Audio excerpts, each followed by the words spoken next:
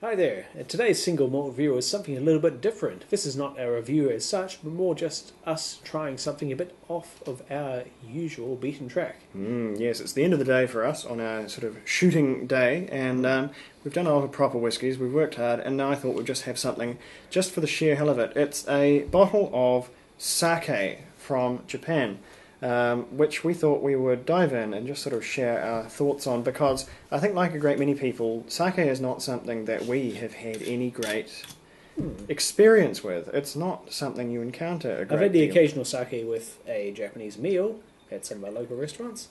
And this is Shochikubai sake from Takeda Shuzo Company. Which may as well just be Japan, as far as I know. But sake, I think, despite being a pretty good drink, I mean, it's not for everybody, but the more you learn about sake, the more I've learned about it, the more fascinating it gets. It's a really, really interesting thing. So I just thought I would talk very briefly about some of the, go away fly, some of the more technical elements of sake and what it really represents as a brewed thing, as an alcoholic product of any kind, because it really, really is, the more you know, quite unique. Now, sake, obviously, it's rice wine. It's fermented rice. But what makes it really, really special is that, as you probably know, rice is made more or less of starch, and that won't ferment. And so the way around that problem, the way you make vodka out of your beets or beans or potato peelings or whatever you want, is to mix it in with some malted barley, because malted barley has that magical amylase enzyme which will make starch break down and ferment. It's how you can make vodka out of damn near anything and ferment carrots or whatever you really want to do. Sake is very, very different, because, or at least traditional sake, comes from a place, Japan, which never ever saw barley. They just didn't have that grain. And so they had to come at an almost impossible problem, and it proved something that I find quite heartening, which is that no matter how impossible it may seem, humanity just wants a drink every now and then, and whether it's Mongolians fermenting mare's milk to make kumis, or in this case, the Japanese jumping through almost impossible sounding hoops to get their booze. It warms my heart to know that we're not the only ones. It really is something built into people, that they will strive to get their drink. Ian Malcolm was right, and life truly does find a way. In this really case, it does. finds a way to make booze. In this case, the way they found was a mould. The same mould that leafcutter ants use to make a culture in their burrows. I don't think this is where it's harvested necessarily in Japan. I think this is quite unrelated. But it's the same mould, which will digest the rice and break down that starch and make it fermentable. And in Japan it's called koji. And so the rice is sort of polished, as they call it, essentially removing the outer layer to remove the bran from it, to remove everything that isn't starch, which would form sort of impurities and make more of a beer than a wine. And then it's steamed, and then you add this koji to it, and you let it go off, essentially. It goes mouldy. And that, as I say, it breaks down the starch, and you get something that yeast can subsequently attack. Exactly as it does for the leafcutter ants, who will stockpile their gnawed off leaves and let them moulder away for a while and become something they can digest. In their case, it digests cellulose into more simplified carbohydrates that the ants can digest. But this is no more remarkable, I think. You're distilling the very, very complex rice starch into something that the Japanese can enjoy. And today, so can we. In this day and age, there's far easier options to make your sake. You can just use some store-bought amylase enzyme. You can throw a bit of malted barley into your mix. You can do any number of things. But this, as one of the slightly better quality sakes, will have been made the traditional way in a sake brewery by a qualified toji, the name they give to their quite esteemed sake brewers. Very, very esteemed profession in Japan. And this is the result.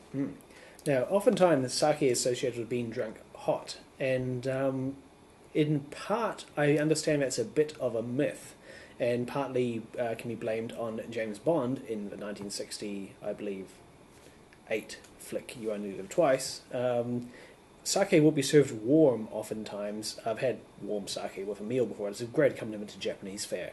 It's really quite nice, but not hot, like piping hot, steaming, boiling, whatever. That's, I believe, an absurdity. I've had hot sake too, and I'm quite glad to hear it's a myth because I really, really hate hot sake. In fact, I don't even really want my sake room temperature. I like chilled sake, and that's what we're having today. This is all that come out of the freezer here. So. My previous experiences of sake have been at room temperature or warm in our local Japanese restaurants. So this is my first experience with actually chilled sake.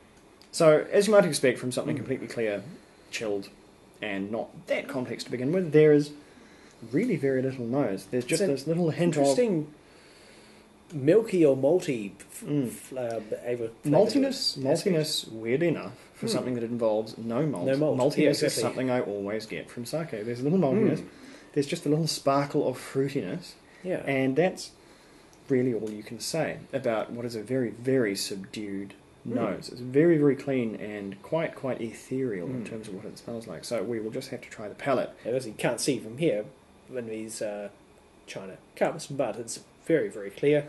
It's not completely colourless. I can see through light penetration, it's slightly off utterly transparent, but nonetheless, very clear. But palate, quite different and quite surprising.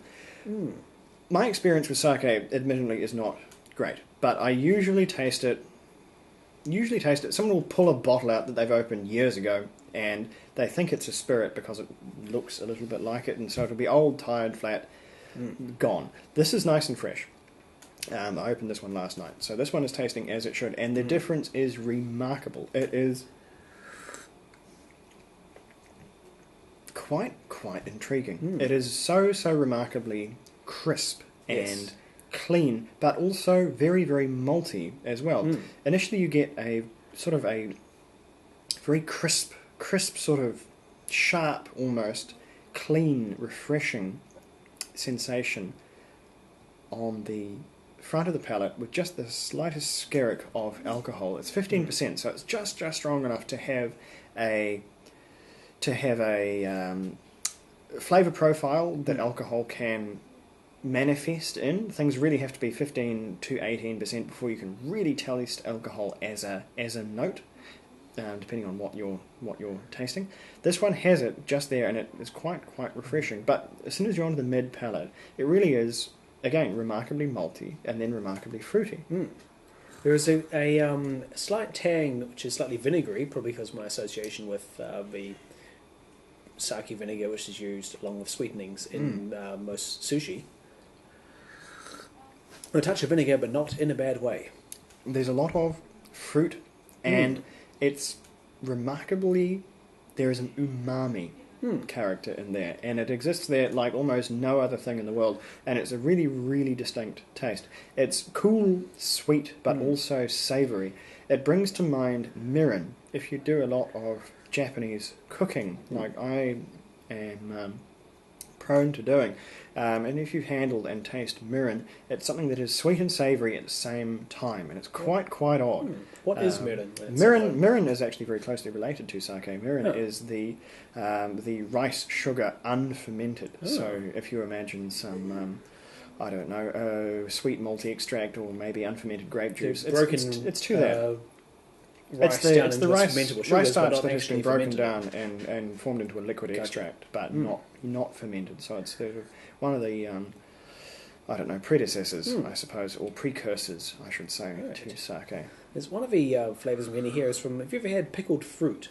Where you take something like, something that's not normally, something very sweet, plums, berries, but pickle them, then you get a curious intermingling of sweet and sharp and savoury flavours. There's a little bit of that in here.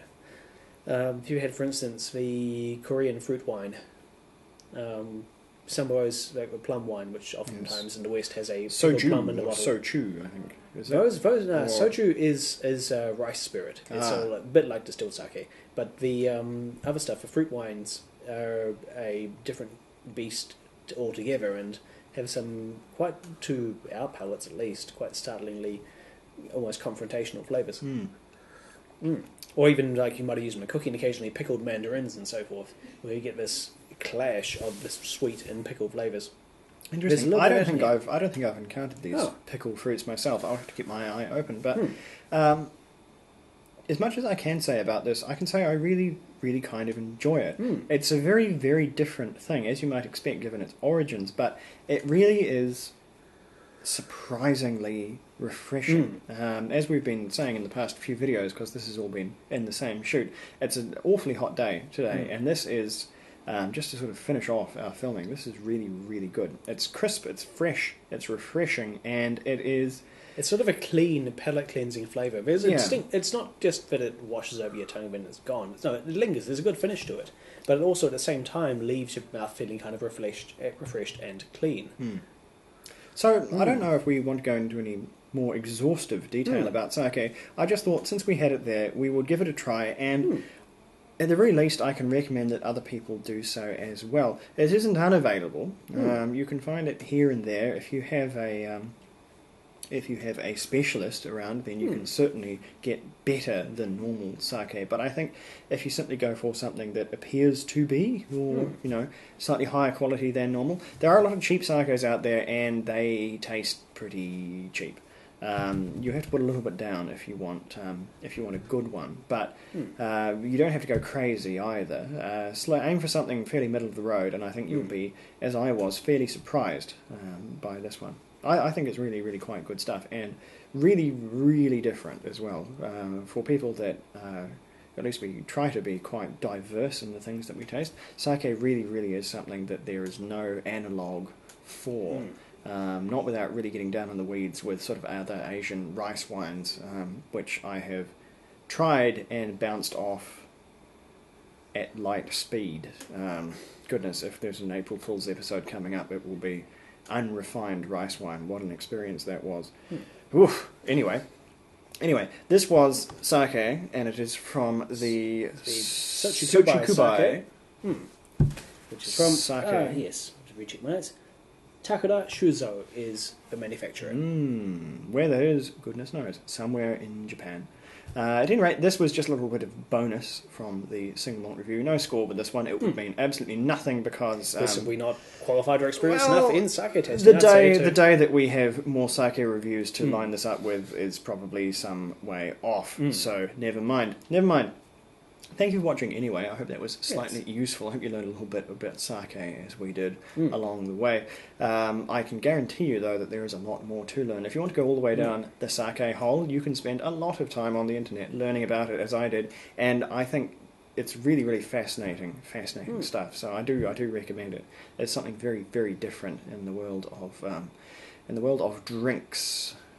Certainly. But at any rate, this has been the Single Malt review, and possibly the furthest from Scotch we've ever gotten and maybe will ever get.